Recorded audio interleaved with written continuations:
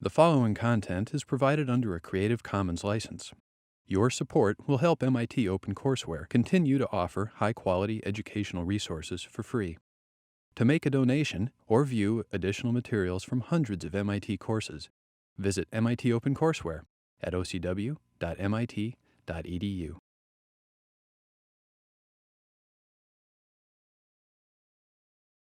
Right, so where we left it that time, at the end of last time, was maybe the mechanism for a poverty trap that Paxolin explained, and that was kind of a workhorse of development economics for many years, since the 1950s, might actually surprisingly not be at play. In that, number one, the effect of your calorie consumption on your productivity in the immediate next few days is probably not large enough. And perhaps as a consequence, or perhaps just because they have other things to do with their money, we don't see the poor also consuming as much as they can, and therefore we don't see a very high elasticity of food consumption with respect to wages. So if we don't have a very high elasticity of wages with respect to consumption, and we don't have a very high elasticity of consumption with respect to wages, then we are not going to get a very high elasticity of wages tomorrow with respect to wage yesterday. And therefore, the whole thing of I am poor because I am poor based on how much food I can consume is not really there. So on the one hand, you could say, fine, that's great. It means we can start focusing on other problems, and nutrition is not really an issue. And for some people, that has been the conclusion. For example, we showed on Tuesday, we showed some graphs coming from a paper by Angus Deaton and Jean Drèze about the fact that people are consuming less and less calories in India. So they're becoming richer, so they're moving along the angle curve, and that would make them consume more, everything else equal. But the thing is, not everything else is equal.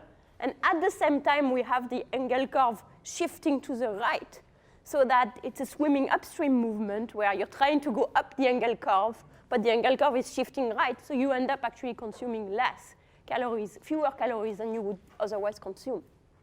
And so some people in India, for some people in India, this is a sign that there is much more poverty than the official statistics are saying, because if we define poverty as not having enough to eat, then we have more and more people who, in fact, don't have enough to eat.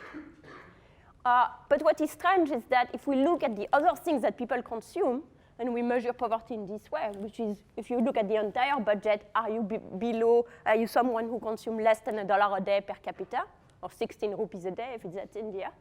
And you don't find that. You find that there are fewer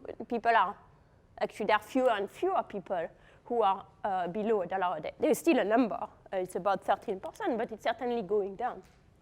So it has to be that people exercise a choice not to eat as much. So Deaton and Drèze, who wrote this paper and documented the decline in calorie consumption in India, have one explanation. And their explanation is that people's need for calories has gone down because they are less ill, they have fewer children, they're doing less intense physical work. A lot of people have moved to the urban areas. So it's just they eat less because they need less of the strength, and therefore we have nothing to worry about, in a sense. The fact that people are eating less is, in a sense, a sign of success of India's economic growth. But if it were the case, then we should find that the nutritional status of people would be adequate, defined in more objective terms, not the calories you're consuming, but what is your weight, what is your height, whether you are anemic or not, etc. We should find an improvement in that. Because to the extent that people are getting richer, they should want a little bit of improvement in their nutritional status. And what is striking and surprising, which is why there might be hidden traps, is that by all accounts, in India in particular, but in other places as well, people are still not very well nourished. And it is more a matter of, there is some undernourishment, which is people are not eating that many calories. And also maybe something that people have referred to as hidden hunger, and you can think about as malnutrition, which is even conditional on having enough calories. People are not getting enough of the other micronutrients that they need, for example, anemia. So here is like a number for India. 33% of men and 36% of women have a BMI below 18.5. And meanwhile, iron deficiency anemia affects maybe something like 1 billion people worldwide. And iron deficiency anemia means that people are in fact less strong because the ability of their body or their blood to process the oxygen is limited. Because what we process the oxygen with are the blood cells in our body, the hemoglobin in our blood. And if we don't have enough of that, we're not very good at processing the oxygen. So you put people on a treadmill that are anemic, and they are not able to make it go as far. So we have here a puzzle that on the one hand, we don't see people appearing to be hungry for calories. In fact, when in China, we see this, we've seen this Jensen-Miller evidence which goes the opposite way, which is you make the cheaper source of calorie cheaper and people eat fewer calories, at least in one region. And yet, they seem to be not very well nourished. So what could be going on? Let me start with your theories, and then I will present. Yeah. Their diets are very narrow and the same all the time, so they don't really correlate what they eat to it. It's just kind of an informational thing. They don't realize what nutrients they actually need, so they just know what tastes good or what they're used to eating. So it could be, for example, that I'm just rephrasing for everyone because you speak in this very nice and soft tone. It could be that they don't have the information that nutrition affects your strength. In fact, you proposed one very specific theory for that, which is if you've never experimented, because you've always eaten the same thing, then you might not know what would happen outside of your normal range. So that would be one reason why you don't have the information.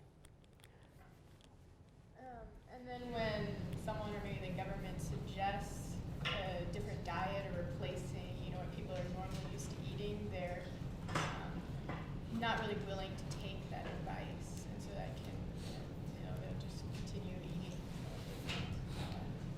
just normally eating, like their diet is based mainly on grains and rice, and if someone in the government says, well, there's a shortage of that, maybe you should supplement more vegetables for it, then they aren't very willing to switch.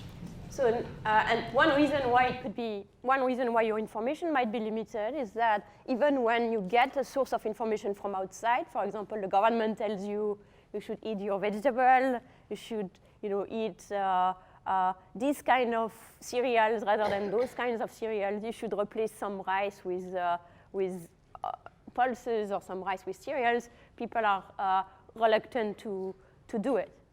And why would we think that people are reluctant to follow this information from the government?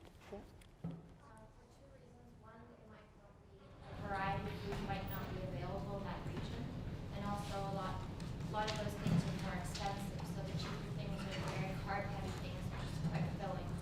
So you might not choose to go for vegetables, which is not enough. Right. So there are two possible reasons that you said. The first one is a chicken and egg problem. That if no one eats spinach in a place, then spinach is a great thing. But if no one eats it, it's just not available, and therefore you cannot try it out. What was the second one? Excuse me.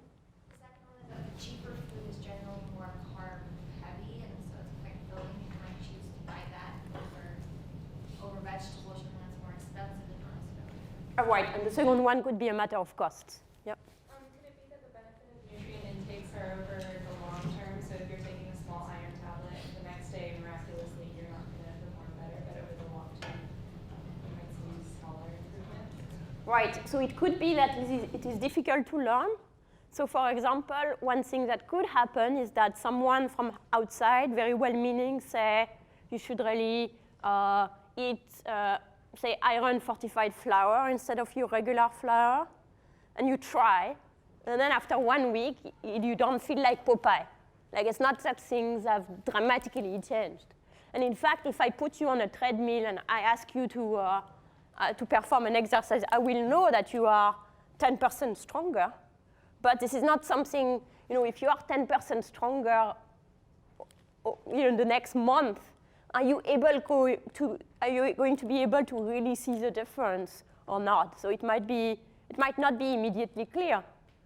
And if that is the case, then you might have a situation where people arrive from outside and give you this message and say, you should really change your diet in this way. And you make maybe an effort to follow them for some time, spend a little bit more money or a little bit more effort into going into purchasing your food.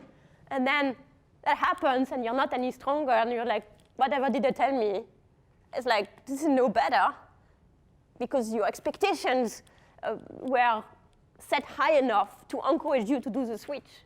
And the problem is, for this there would be a tendency to slightly oversell how much better you're going to feel, which then is going to translate into a disappointment.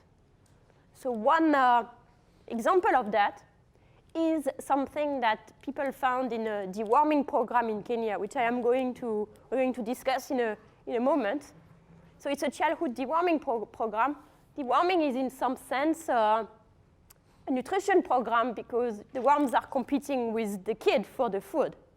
So by removing the worms, you are increasing the amount of food that stays with the kid. I'm sorry, this is not a great conversation to have right after lunch, but that's kind of the biology of it in 2 words.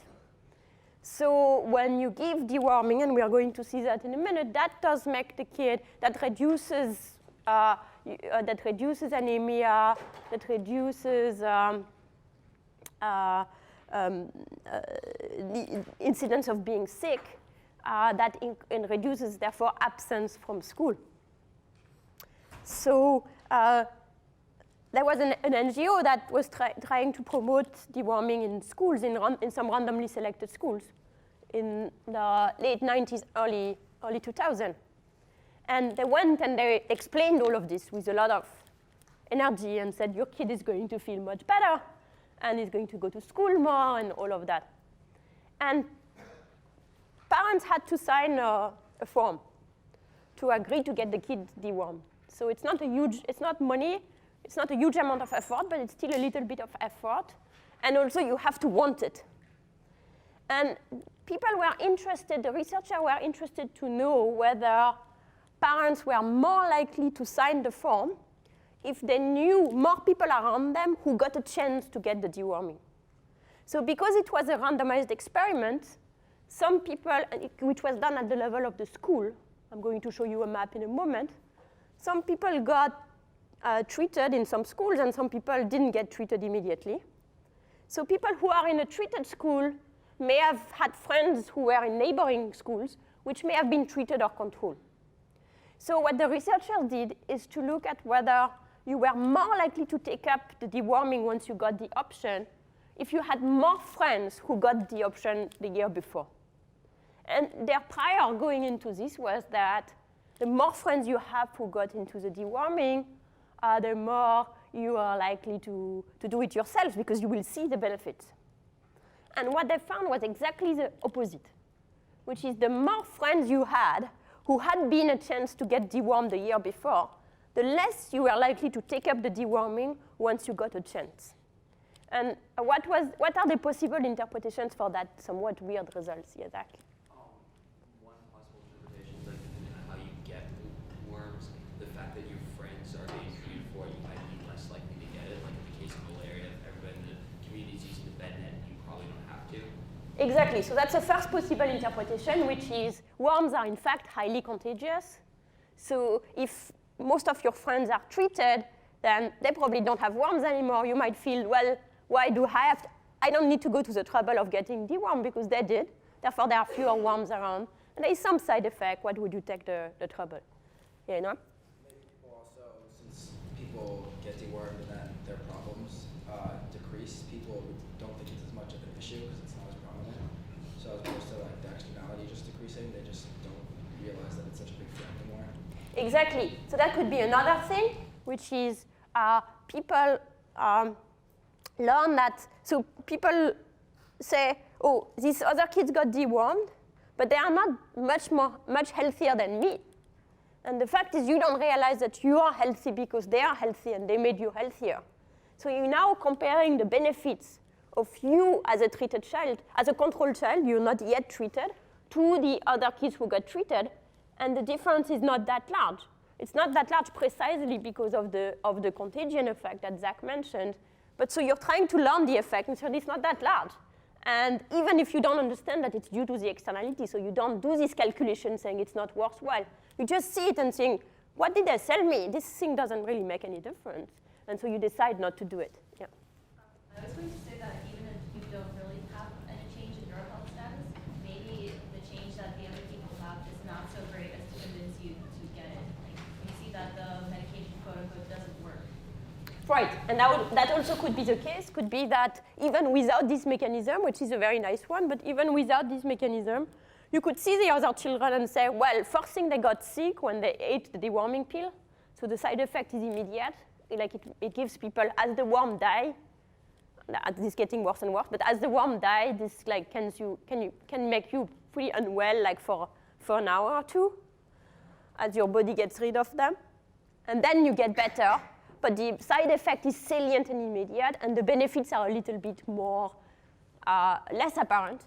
And this is, of course, is reinforced by the point that Noam made, which is that the externalities make it difficult to compare treatment and control. So for all of these reasons, so this is one example of why it's very difficult for people to learn about relatively subtle health nutrition mechanism. And so what is happening with deworming, that's maybe made a little bit harder by the fact that, by the externalities, which gives Zach's like strategic reasons not to do it, second give Noam's difficulty of learning explanation. But that is, but that could also be at play with, iron pill or supplementing your flour with iron, where you're like, really not that much is happening. So these are, possible reasons why you wouldn't do what the government tells, or well-meaning NGO tells you to do. You don't have the information. Learning is difficult because the effects are subtle. This implies, spending more money, and maybe those foods are not even available for you in a convenient way. What else could be going on potentially? If the wages are set wages, then even if you eat more and are stronger, you're still going to get the same amount of money, so there's no point being more productive. Right, so it could be another possible explanation is you could realize that it's going to make you a bit more productive, but you might wonder what's the use of me being more productive if in fact the wages are not piece wage but day wage, and you are a little bit more productive. But you need to go and convince your employer that now I'm a little bit more productive, so you need to pay me more on a daily basis. But your employer is not behind your back checking what it is you're eating every day. And so your consumption is unobserved from the point of view of the employer. So there is a moral hazard issue where you could go and say, I'm telling you I've eaten so much, I'm very strong, you can monitor, you can see. Unless your employer can really be monitoring your output in a very close way, which might not always be possible, then they might say, whatever. I'm just assuming that you are the average person. And there is one study that shows that, that compares people, that shows that employers recognize that taller people are more productive. Taller people are usually have been better fed maybe when they grow up, and they are stronger. Taller, maybe stronger, more muscles, people are more productive, they pay them more. But how much you've eaten and how well you've eaten previously does not affect wages. And that is because that is observed from the point of view of the employer, and if they can't see the output either, then it's he said, she said, it's like, how do I know you're actually more productive? Yeah, you can. So of course, the solution to that would be for the employer to feed people iron supplement on the job, and Why they're not doing that, I don't know, but that would be an interesting thing to consider. Because then they could know, and they could say, yeah, I can pay you a bit more as long as you're eating your iron supplement. So let's go through all of this in a little more systematic way. So the first thing is we need to check is all of this learning is going to be, I think people are very naturally associating more calories with more strength. That's what, even we have this in mind to a point until we eat too much. But this is probably harder to learn about micronutrient deficiency because that's not something that is as obvious and you don't necessarily know which foods have what nutrients, etc. And so the first thing we need to establish is that micronutrient deficiency actually matters. And in particular, that we could, the poor or even the not so poor, could become more productive if they ate, if they got more micronutrient supplementation in their diet. So for that, of course, looking at people who have we could compare the wages of people who have more hemoglobin in their blood and the wages of people who have less hemoglobin in their blood. If we do that, what do you think we will find? Most likely. We look at a data set and we look at the wages of anemic people versus the wages of non-anemic people. Richard? Of course, the non-anemic people have more strength to work, so their wages are higher if they're paid by them. So the non-anemic people, when we do this comparison, will make more money. That's sure probably in every data set we're going to find that. But once we find that, can we for sure say it's the effect of being anemic? Not necessarily. It could be confounding factors. You could be anemic because you don't make good wages enough to have a proper diet, or you could not have good wages because you're anemic. Right, so the two things. So first, there could be a reverse causality at play, which is you could be anemic because you don't earn enough to buy spinach. That's one. And what else could be at play? Even if we manage to shut down this mechanism or assume that specific mechanism is not there.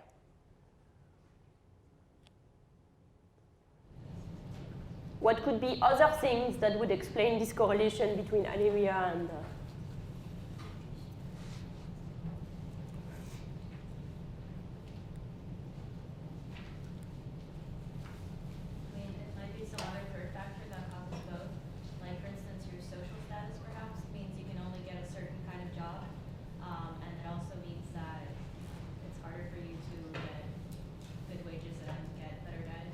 Right, there could be a third thing that explains both. For example, your social status, or for example, how well educated you are, or the type of opportunities you have access to, or anything like that would both affect your anemia and your wage. So we don't know. So that's something which is actually relatively easy to organize as a randomized experiment because you can cure anemia by, or you can, pretty much cure anemia, at least temporarily, by giving people iron supplements. So, and so that's almost like a medical study you can give some people. So this was done in Indonesia. The WISE stands for Work and Iron Status Evaluation. They worked with several thousand households, and they provided them with either an iron supplement or a placebo in a randomly selected way. So they randomized the household, and once they pick a household as treatment, they gave everyone in the household the iron supplement. It takes a few months for people to absorb the iron and to become iron replete. Once you're not anemic, you have enough iron in your body, you get rid of the rest. So anemia is something which is either you are anemic or you're not.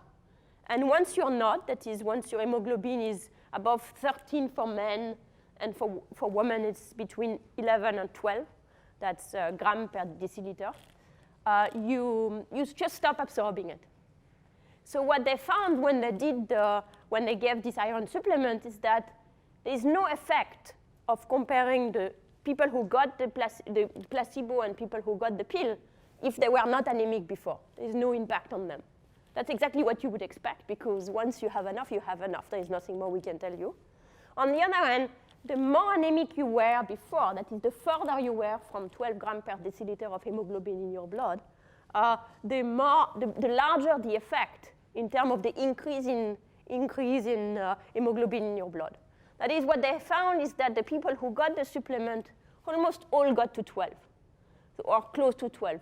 So the further away you were from 12, the bigger the effect. And so once they do that, they can look separately at people who are anemic at baseline and people who weren't.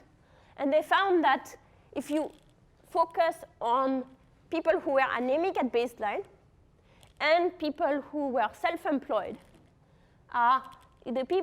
those people made substantially more money after they received the iron supplement. So they look at the wages 8 months after the iron supplement starts, and then there is another end line a few months later.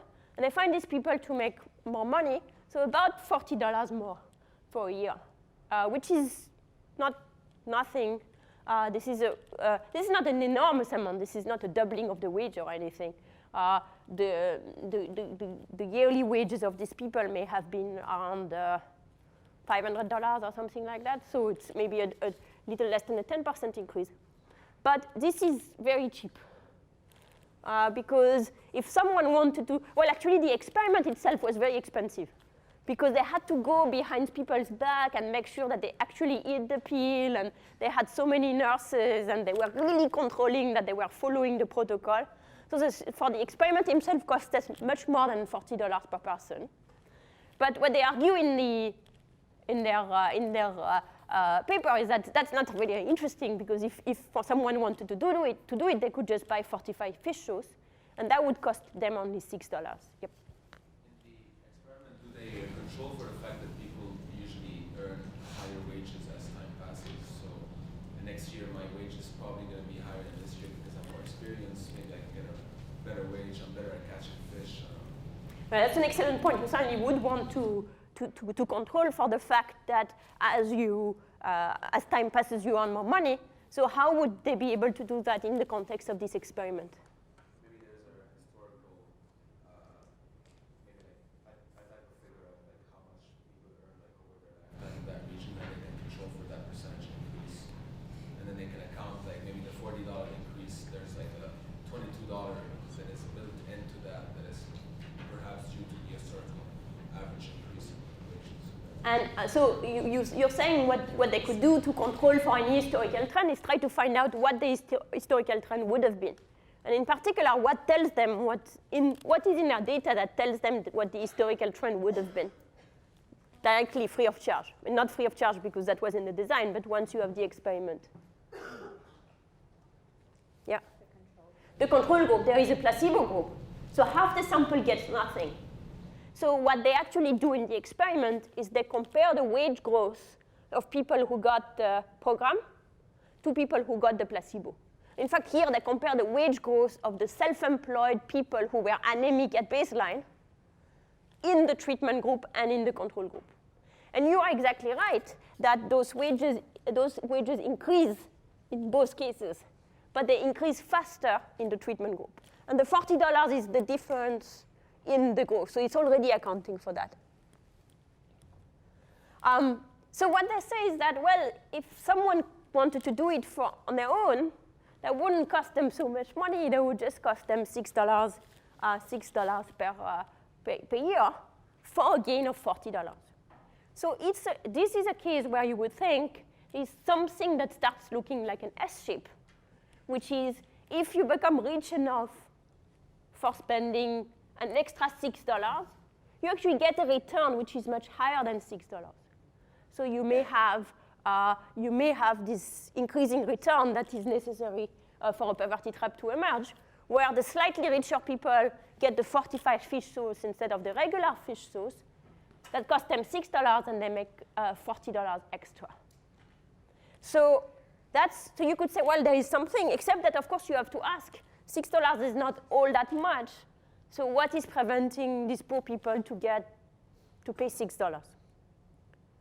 So that is the first place where, if we compare this 40 to 6, is the first place where we can see a poverty trap, except we'll have to explain why it's there. We'll have to explain why it is that the poor people are less likely to spend the $6.45 fish soup than the rich. That's for adults. So we saw that for calories, we don't see such a big return to calorie consumption, but for iron, we see it. Now, another place where we do see potentially very large returns of investing into food is when you're trying to invest in the nutrition of your children. So what's the, why is it that even now if we're talking about calories, even more micronutrients, but any kind of investment in your children may have a larger impact than the same investment for an adult?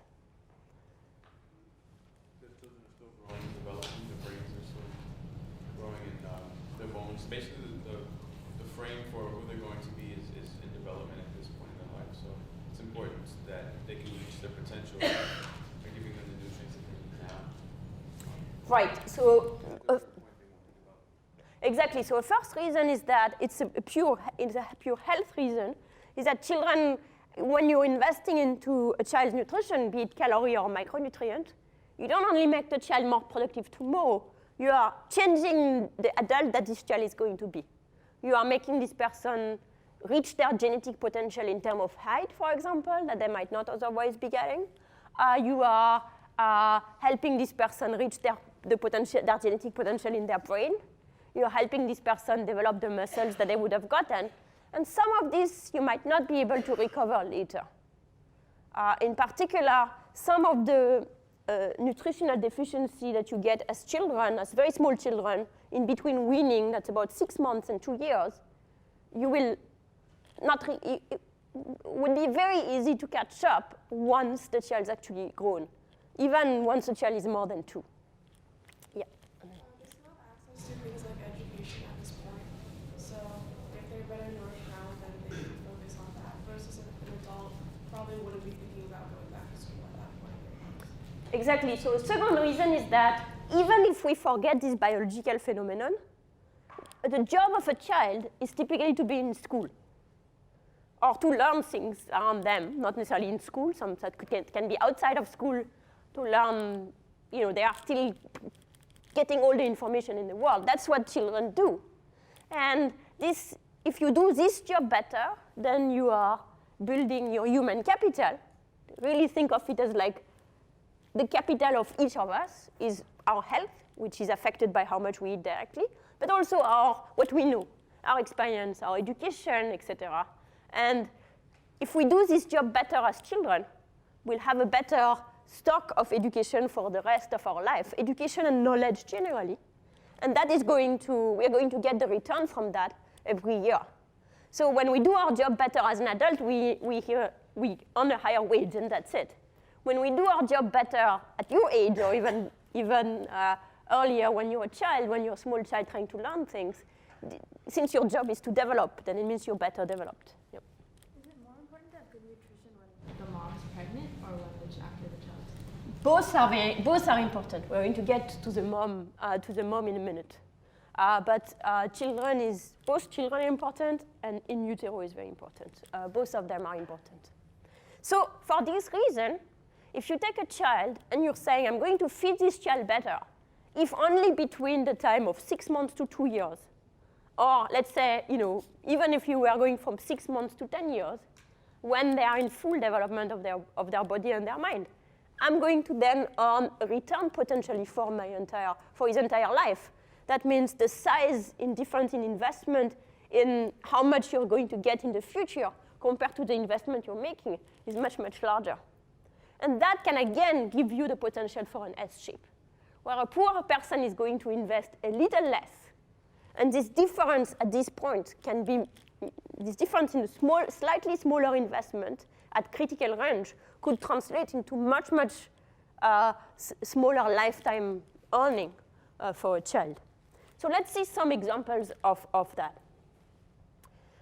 So the first one is the deworming example that I was talking about. And this was done also in a randomized experiment. That's the one I was talking to you about, where they realized that the more people you knew who had to pay for the more people you knew who took the deworming, the less likely you were to take it. Well, it turned out that was actually a mistake because being dewormed is extremely helpful. So what they did is this is the region where they worked, where you have a bunch of schools. This is a map. You can see that the map is the region is close to the Lake Victoria. One, particularly schistosomiasis, is something that you're much more likely to get if you're walking in the clean water, in the fresh water, particularly when it's not that clean, but when it's not salty. So worms basically climb from the sole of your feet inside. So with these kids go fishing in the lake or go hang out in the lake, much more likely to get worms. So this region is reinfected by worms. About a quarter of the world children suffer from worms. One thing with worms is that they've never killed anybody, or at least not these worms. There are some worms that gives you very spectacular big legs, and those worms are a little bit more fashionable. But this little kind of hookworm schistosomiasis doesn't kill people. You can't really see that someone has them. So as a result, it's not a disease that anybody is particularly excited about. So I want to make you excited about worms for about at least 15 minutes. You can come back and say, well, these worms, there is something with them. So they went to the researcher went to this area, and they separated the schools into 3 groups randomly. Why did they pick the school? Why did they randomize? Why did they decide to randomize at the school level instead of doing it within school? For example, if you remember the bednet experiment, the bednet experiment was done at the individual level. Here they treated all the children in a school, or the children was left as control. Why did they decide to do at the school level? Yep? So kind of kids' education may affect one another. So if one child in a classroom is dewormed and the other is not, they may be learning better. But because they're learning better, the other child may also be increasing their understanding. If you do it at school level, they can cancel out that effect. So they can compare schools where all children are and schools where all children are not. Right. So kids' education could affect one another. What else? In what way could they also affect one another? Isn't there the externality of one person because they're very contagious, you said? Right, there is the direct deworming externality that Zach and Noah mentioned earlier, which is actually worms as hyper-contagious. So if you compare, when they had done randomized experiment before within school, they were very surprised because saying we are deworming these children and we see no effect on anything. And the thing is the kids were, the control kids were reinfecting the treated kid, and the treated kid were also making the control kid less sick, so the effect was 0. So here they decided, let's go and randomize at the school level. And the first thing they did is that they went into the schools, so they did the schools in 3 groups. They dewormed the group 1 in 98-2003, then dewormed the group 2 in 99-2003, and dewormed the group 3 in 2001-2003. So the group that was at the group 3 children got on average 2 fewer years of deworming compared to the group 1 and 2. There was a first study they did, which was where they collected data in 2000. And in 2000, they compared children in group 1 and 2 to children in group 3. So children in group 1 and 2 had been treated either 1 or 2 years, and children in group 3 had not been treated yet. And what they found at this time was children, of course, were less likely to have worms if they had been dewormed. Otherwise, there is not much study to talk about. Number 1 is children who had been dewormed are taller. They are less likely to be anemic. And importantly, they are less likely to miss schools. So they found that there was an increase of about 15%, so 1/6 of a year in the participation in school. So what this study that we are doing now does is that it's tracking the children who were in primary school at this time, later when they grow up. So the data we're going to look at is in 2007, 2009. So a kid who was 10 in 1998 is now 20, and is therefore usually doing something, walking. and therefore they can start looking at whether these people are now earning more money.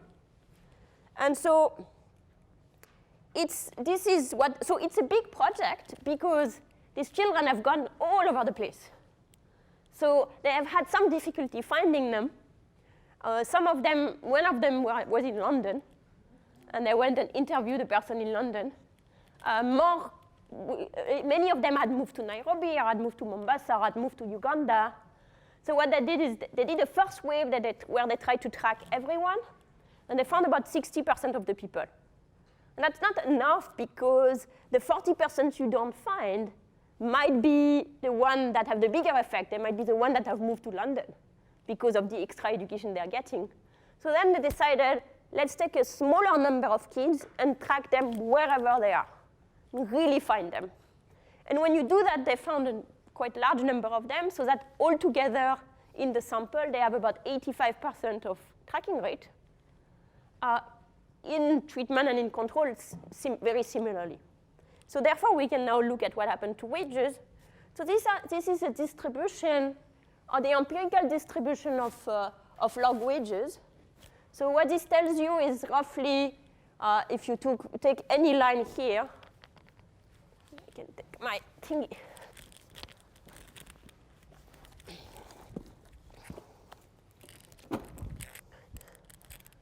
Take any line here. For example, it says log earning of 7. So wages tend to be log normal, so we like to show logs. So in the treatment group, about 10% of people earn a log of 7, and in the control group, that's about 21%, 25%, something like that. So what does this mean? This movement of what happens to the distribution of wage between treatment and control, and what does this mean? How do we read this? You can do it. You've seen a distribution of any distribution before, I know that. So well, just describe what happens to these two curves. You. I was talking to you. Just describe what happens to these two curves. Just tell me physically what happened to these two curves. They moved right? Yeah. Right? That was hard. They moved right. Now, what is hard is saying, well, now that they move right, what does this mean? No. Well, I think two things. It looks like, so first of all, the on average it sort of peaks higher, which means that the distribution indicates that on average people have more earnings. And then also it looks like it's narrower, which means that more people are also earning more, as opposed to just the average also going up. Right. So those two things are exactly true. So what we see is, number one, here is the peak. So this is where, in the control group, we get 45% of people earning about a wage of 8. That's the mode of the distribution. And then the nice thing with wages is they tend to be log normal, which means that the mode is about the median. That means that it also means that 50% of the people in the control group earn less than 8.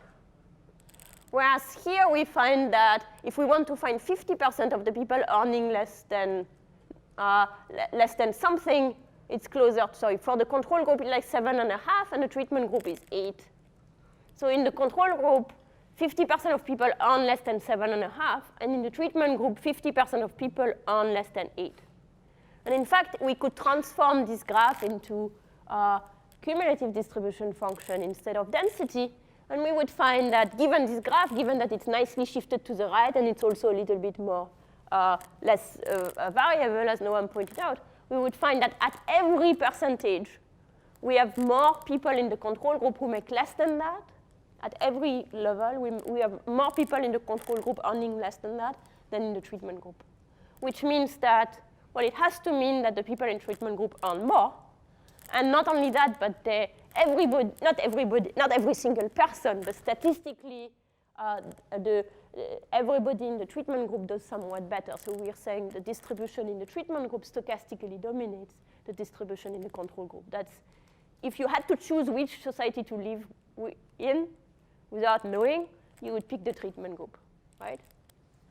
Because the chance that you are earning more is better in one place than the other. So that's what happens with this distribution. We can just look at them and say, yeah, we have more people earning less, and we have here more people earning more. So now we can say, well, how does it look like? This could just all be nice in a graph, but there is no standard error here. There is no confidence interval. Maybe this is not really very solid. So we can look at that in a regression. So this is a simple regression, which gives us directly the difference. What you can read here is the difference between the log earning of the treatment group and the log earning of the control group. That means I could have plotted bar charts like we had with the BedNet. It's saying the control group, this is the mean here in the control group. The mean wage in the control group is 7.8, which corresponds to about the median and about the mode of the distribution, 7.8. And the mean wage for the treatment group is 0.18 percentage, log 0.18, so that means about 19 percentage point higher than the mean in the treatment group. So when we run regression in logs, the advantage is we can read the coefficient directly as the percentage point increase. So if we wanted to know what's the mean log wages in the treatment group, what do we need to do from this graph? Just to make sure that you have it well. Yeah? Go ahead. Take the mean and multiply by 1.19. No, so what you would do, you could do, this is the mean of the log. And this is the extra log point that they get. So if we wanted to know the log wages for the treatment group, all we would need to do is to add 0.19 to 7.80. So that would be about 8. And then if we wanted to know the level, then we would take the exponential of 8, right? So when you have experiments, you can just take the mean, you can calculate the mean in the treatment group or the mean in the control group. But in papers in study, what you generally see is people running a very simple ordinary least square regression of treatment wages, say, on wages of whether you are a treatment person. And the way we read this is just saying this is the difference between treatment and control, and this is the mean for control. And then once we've done that, we can add other things that absorbs the noise, and we'll get slightly different results, but not very different because everything is randomized. What is this one? Go here. What is this little guy in parentheses? Sorry? The standard error, exactly. This guy is the standard error. So this is saying there is some noise around these wages, so the difference, the mean, because we have the distribution of wages, so there is some variation around the estimate, and therefore there is some noise around our estimate of the difference between treatment and control wages, and that tells us the standard error. So if we want to know whether something, so now we need to know, well, how do I know whether this effect is just due to chance or whether it's a real effect? Once I give you the coefficient and the standard error. Yeah. If it's more than 2 standard errors, isn't it significant? Right. So it's if you divide the coefficient by the standard error, it gives you something we call the t-statistic for the hypothesis that the effect is 0. So when we divide the coefficient by the standard error, we get the t-statistic. And the t-statistic is for the test that the coefficient is not 0. So the hypothesis is this coefficient 0? So with each test goes with a size, a level of confidence, which is the probability of a type 1 error. That is the probability that you're saying there is an effect when in fact there is not. Generally in economics, I don't know in other fields, but in economics, generally we go with sizes of 5%. So we accept to say that something has an effect when in fact it doesn't, with a probability of 5%. And 5% correspond to a t-statistics of 1.96. So when you see a regression table like this, very simple, if things are randomized, when you see a regression table, you're looking at this effect gives you the difference between treatment and control, divided by its standard error. And if it's above 196, it tells you that the effect is significantly different from 0. That is, there is a real effect, not an effect due to chance. So here, of course, it's much above 2. And it's about 19%. So it tells you that the wage of the treated guys is 19% higher than the wage of the control guys, which is a fair amount. And this is, so once it's that,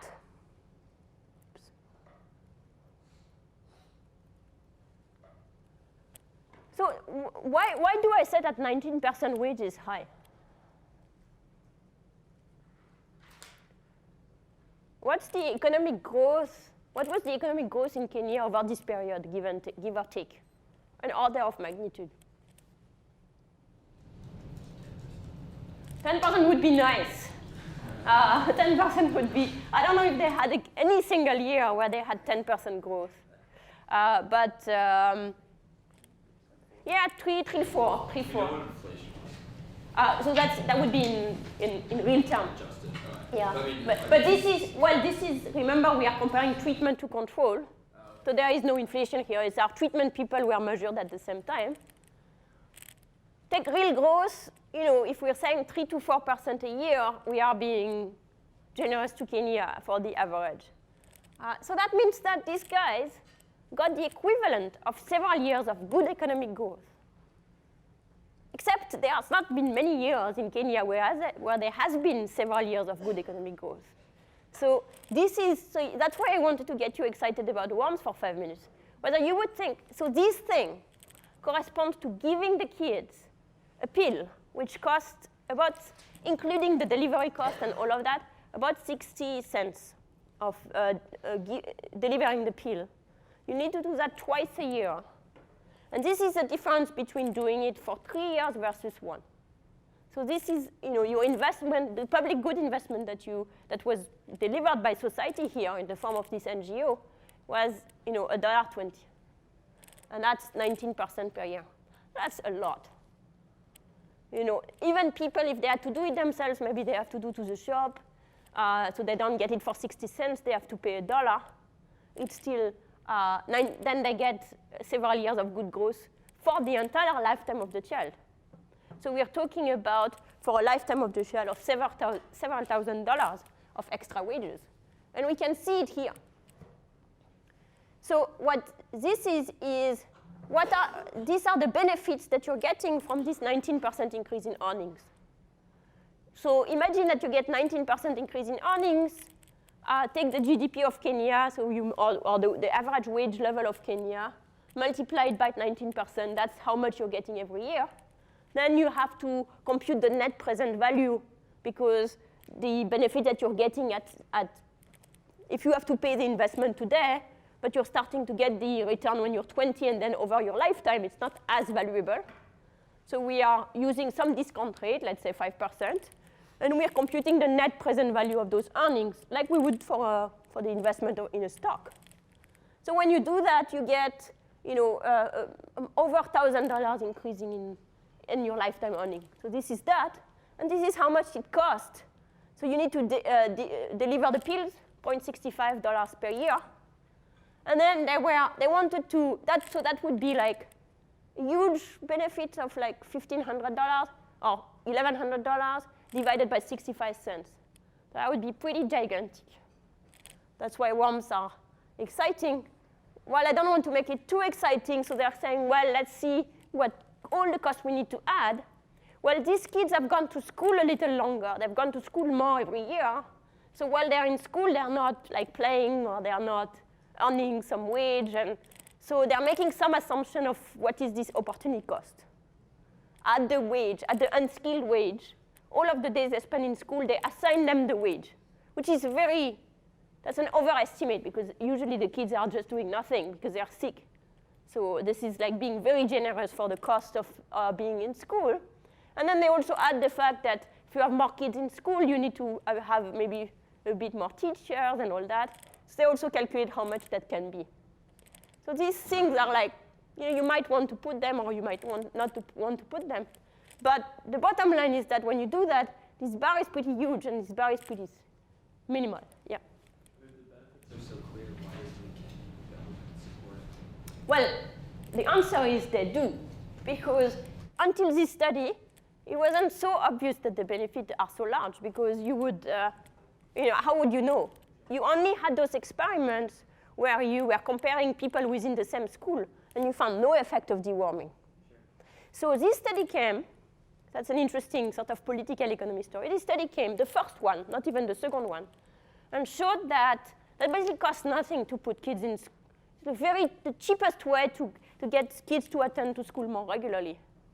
So the researchers and us here at Poverty Action Lab started to advertise this as, you might not have thought it that way, but deworming is the cheapest way to get kids in school. We went to Davos. Davos is this world congress of rich people. And we kind of presented this kind of data and showed to them, you know what, you might not think deworming is so exciting, but in fact it is because it's a great investment. So I kind of liked the idea. We started an organization called Deworm the World and started just diffusing these kind of results. We didn't even have the wage result yet. It was just the education result saying deworming is a sensible education policy. It's a very cheap way to get kids in school. And started working with the government to get this information out. One complicated thing with deworming from a political economy point of view is that it's a health program that you want to do in school. The reason why you want to do it in school is you have all the kids there. That's why it's cheap. But when you want to do a health program in school, you need the health ministry and the education ministry to collaborate, or you need the finance ministry to tell them you do it. So that takes some effort, but that effort got done. And in fact, in Kenya, they are now deworming everywhere. So that's million of children. And then this is also moving. For example, they are going to start doing it in Bihar, which is a state in India where they also have a lot of worms. They have started doing it in Andhra Pradesh, where there is not that many worms, but there are sub-regions in Andhra Pradesh with a lot of worms. And in this way, the information gets out, and progressively it's taken up. Yeah. In Kenya, did the government sponsor the deworming program, or was it outside donors? In Kenya, it is. The answer is yes and no. The direct answer is yes, but it is subsidized in part by the Fast Track initiative, which is sort of international money to favor like that government can access to do things that help education. So Kenya can elect to use Fast Track initiative money to do textbooks or to do computers in school or to do blackboards or to pay teachers more. And what they did is they took some of that money to do deworming. The thing is, deworming is cheap enough that once you realize that it is a good thing to do, money is less the issue than getting everybody on board and organized. Yeah. And so I'm presuming there's probably other developing countries that have significant worm issues. Yeah. Why aren't those countries doing it? I mean, you mentioned India, but I'd imagine there's a lot more. Yes, so the answer is slowly, but slowly, they are getting into the bandwagon. But that's a very good question, which is, number one, you need to have the evidence out. And until fairly recently, in particular until this experiment, the evidence wasn't out. And this is not something that people could just make up on their own. I think, in particular, the effect on education, I don't think the first thing that comes to an education minister, or the first thing that would come to you if I'd ask you in principle, how would you increase education? What's the cheapest way to do it? I don't think deworming would have been very high on your radar screen. So it's not very high on anybody's radar screen, precisely because worms don't kill. So people think of HIV as being important, which it is. But people don't think of worms. So that's the first reason. Once the information is out, then it kind of needs to be percolated. People need to absorb it. People need to. And I think this is happening, actually. This is one of the pretty hopeful stories in terms of that the evidence can make a difference. Swati. I can understand when you argue with governments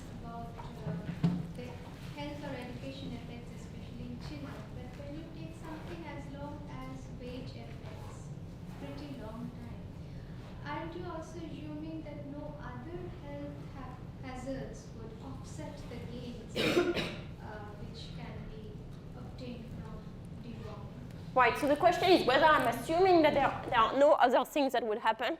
And the beauty of this is I'm not assuming anything. In fact, I didn't, but Ted Miguel and Michael Kramer dewormed the children in 1999. And then they had the foresight of deciding we need to continue to track them to find out whether or not there is a wage effect. If you want to know my prior when they started this exercise, very honestly, is that you're wasting your time. All of these other things will be happening. You're never going to find an effect. And so when this came about, I was very surprised in a positive way. But these results were not even used to sell the deworming to the government because we didn't have them till very recently. It's only the education results that were used, which are very immediate. But the point here, you see, you don't assume anything. Whatever things would have happened, happened. And surprisingly, it didn't offset. That's what the standard error tells you.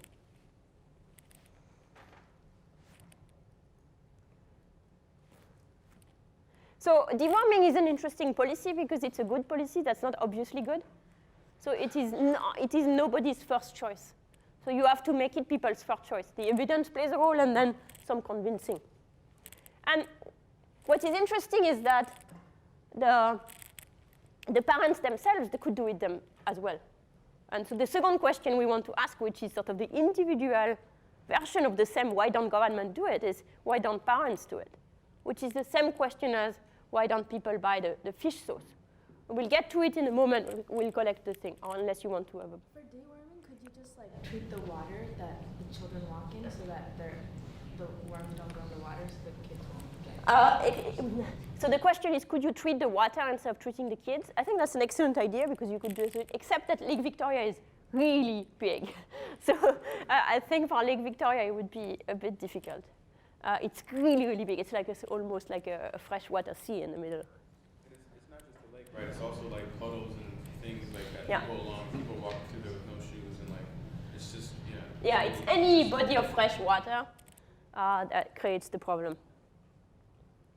So that's childhood nutrition. There are other examples of effect of childhood nutrition, but now let's skip to the third one, which is the nutrition in the womb, which is what you were asking, whether it's not even more important to feed the pregnant woman. And the answer is that it is. So there is a doctor in the UK called Dr. Barker, this hypothesis has his name, called the Barker hypothesis.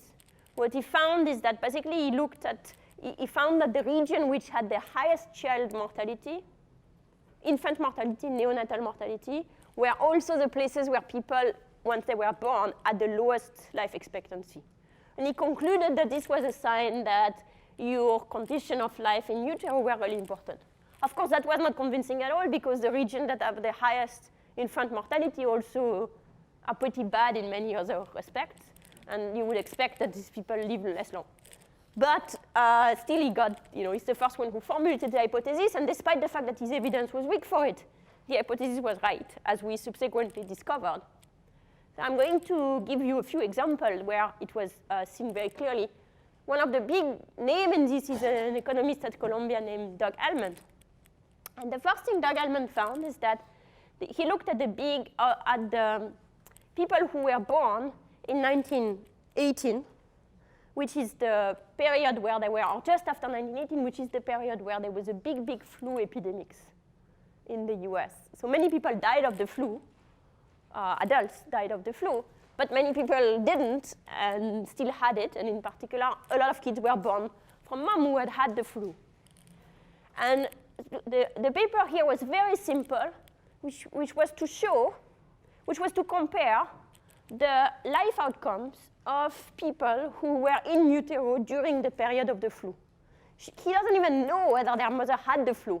It just makes it quite likely that their mother had the flu if they were born during that period. And they found that children who were in this period during the big flu pandemics were sicker as adults, so they are more likely to have all sorts of diseases. Name a disease, they have it, or they're more likely to have it. They were earning less money, they were less likely to have gone to college. And they died earlier, they died younger. So that was one of the first papers. So basically, if your mom had the flu while you were there, while you were in utero, that's not good. That's not nutrition. Other effect, still a paper by Doug Almond, is that people who were born just after during or just after the Chinese famine, or even just after is a better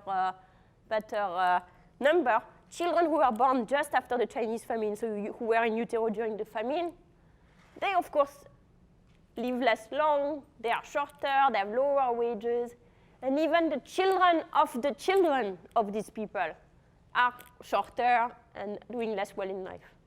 So there is even a second generation that you're less productive, fertile, etc., if you were born during the famine. And there is, of course, a bias in this when we look at the children who were born just after the famine, which comes from what?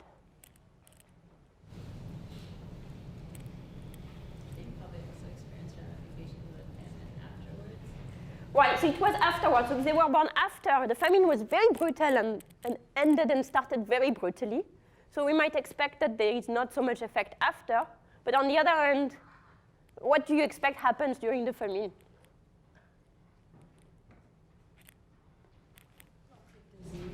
A lot of disease, and in particular, a lot of adults died. You know, we're talking about 59 million adults dying, and a lot of people probably were never born.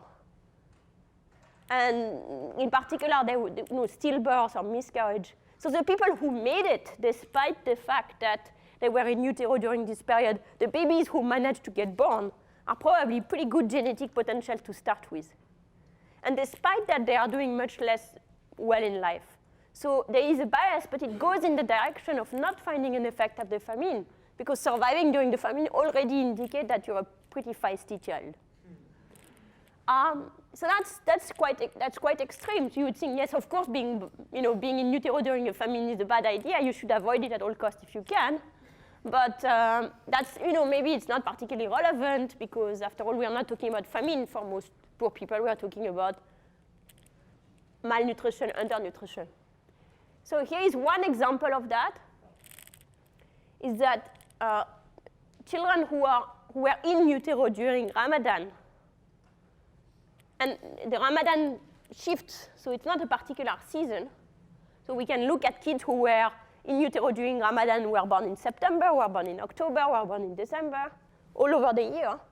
Children, this is a paper that looks at Uganda.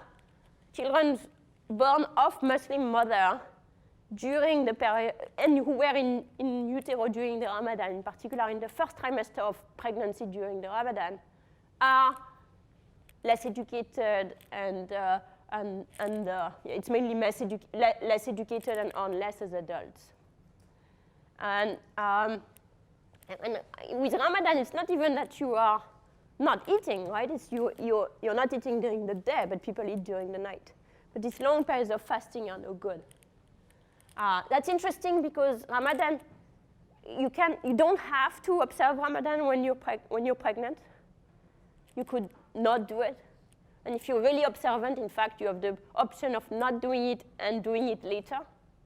But people tend to not do it because people tend to do Ramadan, pregnant women tend to do Ramadan anyway because other people around them do it.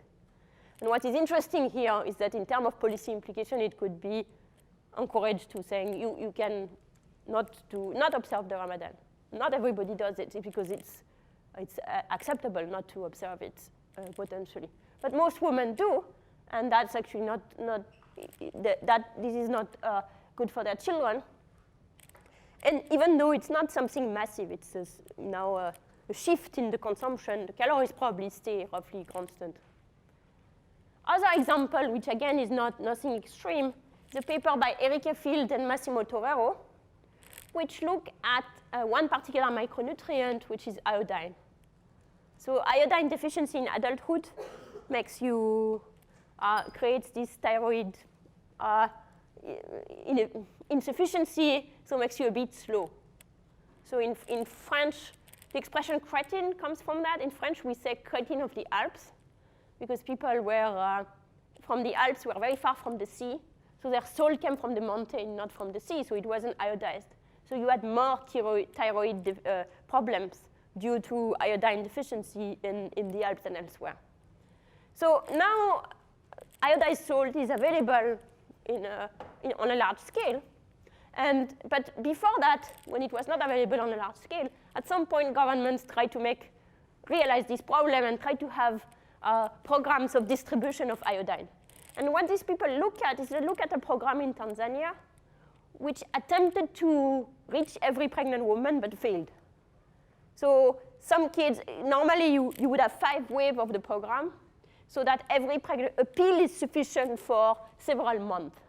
So if you were, so they were attempting to reach people frequently enough that all the pregnant women would have a pill for the duration, covering them for the duration of the pregnancy. But they failed to do that because they were not particularly organized. So in some districts, they went in some times, and some districts, they went in some other times. So what you can look is kids who were lucky enough to be born, to be in utero when their mother was covered, compared to kids who were not so lucky, and who were in utero, in particular first trimester, when their mom was not covered. And what they look at is education down the line. And they found that the covered kids have about 1/3 of a year more education than the uncovered kids for receiving this iodine supplementation. So again, like a pretty small intervention makes a big effect down in life. So all of these create potential for poverty traps because if the poor, these are investments that are not costly and that have high return. Even like micronutrients for adults, childhood pregnancy in this order, you were asking, pregnancy is a very short period of time, then will affect the child for their entire life. So if the poor are less likely to undertake the investment, then there is a potential for a poverty trap here. So is it the case that the poor are less likely to undertake this investment? And the answer is yes. Most of the poor still consume a diet that's very poor in iron. The vast majority of the quarter of the world children who should get worms are still not dewormed. The WHO estimates that 40% of pregnant women worldwide are anemic. Not all of that is due to iron deficiency anemia, but probably at least a half. So these are 3 examples of saying we do, these investments are not undertaken, even though they are potentially highly productive. And so you were saying, well, maybe it's not undertaken, but it's not because of poverty. So is money an issue? And it does seem to be that very small cost, even very small cost, seem to discourage people. Asking the question that you were asking before at the level of government, if fortified fish sauce costs only $6, it seems the investment is worthwhile, and yet no poor family does it. In Kenya, in the deworming program, in the first group of schools, at some point, the NGO wanted to do the sustainable thing. And the sustainable thing was to ask people to cost share. So they had to pay a little fee for their children, small fee for the entire family. And this is believed to be, help maintaining the program, etc. The moment where they introduced the cost sharing, the take-up of the program went to 0. Nobody took it up. So that goes back to this, like they didn't know the effect, maybe. Interestingly, it means asking people to pay is not sustainable because it's kind of the costlier thing about the deworming program is to drive your car to the place. So once you're there, you want to deworm as many people as possible. So if the take-up falls down to 0, you've really lost a lot of chances. Another example, it's not only money. The thing is that it's not only money that is the problem. So it's not only poverty as in lack of income. Because in India, we tried something to fight anemia. We said, OK, fine, people are not going to buy iron pills, but let's introduce a program where the local miller who mills the grain of everyone will add the iron. But we only had money to install the machine and pay the miller to do it for 1 miller a village. And what we saw is that so people who were already working with that miller continued to do so, but the other people didn't switch. So the people who happened to be close by, benefited from the program, but no one was willing to walk the extra, like 5 minutes to benefit from the program. And moreover, the Millers thought it was a lot of effort to add the iron. So even though the rules were you're supposed to do it unless the family asks, they switched to do the opposite, which is you're supposed they would not do it if the family didn't ask. And the family sort of didn't really ask. They didn't say no, but they didn't say yes. So it just, so the teacup, which was very high at the beginning when the Miller did it by default, progressively went to a very low number, and the program sort of collapsed. Which suggests that it's not only money, it's any form of costs. Which brings to these other issues. One is what Steve said earlier, which is, are the workers going to reap the benefit? Or is the employer going to reap the benefit? And one sign that it might be the employer rather than the worker is that in Indonesia, it's only the wages of the self-employed that increased, not the wages, the earnings of the self-employed that increased. The wages of people working for a wage didn't go up. In Kenya, it was different, but in Kenya, there is all this education effect. And one thing that we have in Kenya is that people switch sector. The young kids just started working in different sectors altogether. But for adults, it's too late for them. They're just going to do the same thing a little better. And they're not really rewarded for that. The other thing are the information things we discussed earlier. It's very difficult to find out on your own what makes a difference and what doesn't. Is it iron? Is it, how do you know that iron matters? Until recently, scientists didn't know. In the 70s and 80s, scientists were still convinced that the big problem was proteins. And protein is a problem, but they didn't think of micronutrients as an issue. So number one, the information is very difficult to acquire, so you need to trust outsiders. It's not very clear you would trust them. Finally, and I will finish on that, is that consumption is a decision. And people are not machines. So they're not maximizing their productivity, they're maximizing their utility. And their utility is made of other things than how productive you can be. There is the food that you have to eat every day. And if you don't like it, then this is horrible, because eating is kind of the only thing that we are doing day in, day out. So if we don't like to eat, then it's kind of awful. And in particular, this may be one reason why it's particularly difficult to have people switch their diet. This is something where this is so ingrained into our habits. And if we're used to eat in a particular way, we may know that the best way is to eat something else, but we may be very reluctant to switch. And that is a problem that we're seeing, of course, in this country as well as anywhere else. The second thing is you may care about your social status, which might be related to how big a party you throw for your son's birthday or for your daughter's wedding or even for your dad's funeral, which may be related to some goods you may want to have, like a TV or things like that. And people may care deeply about these things, which may mean that they decide to forego nourishing their feet better to make sure that they can actually do these things. And it's not like, and then finally, the diversity of goods you have, like cell phone, TVs, etc. And all of that means that it has very important policy implications, of course, because it means that it's not going to be trivial. It's going to potentially be quite difficult to get people to convince to switch the type of their diet. And also, because of what we saw last time, it's not such a great idea to try and subsidize grains or things like that, because it's not going to lead to an improvement in neither so much in the quantity of food, because it's not that useful to eat more, nor in the quality of food, because it's not the first thing people will want to do with the extra income. That means that you would want to do things that have a chance directly to affect the quality of the food people are eating, and in particular, children and pregnant women are eating. So one is making it as easy as possible to do the right thing. So invent foods that people want to eat but have the micronutrients in them. So there is something called golden rice, which is rice which is already fortified in iron. But that's a GMO, so you might like that or not. But there is also hybrid food like yams, which are very rich in vitamin A that can grow in Africa. So there are organizations that work on this. So the organization that works on this bioengineering, like Harvest Plus, this type of organizations, historically have been focused on making the food more productive. And what is needed is a shift toward making the food higher quality from the point of view of nutrition. And this is happening, but slowly, slowly.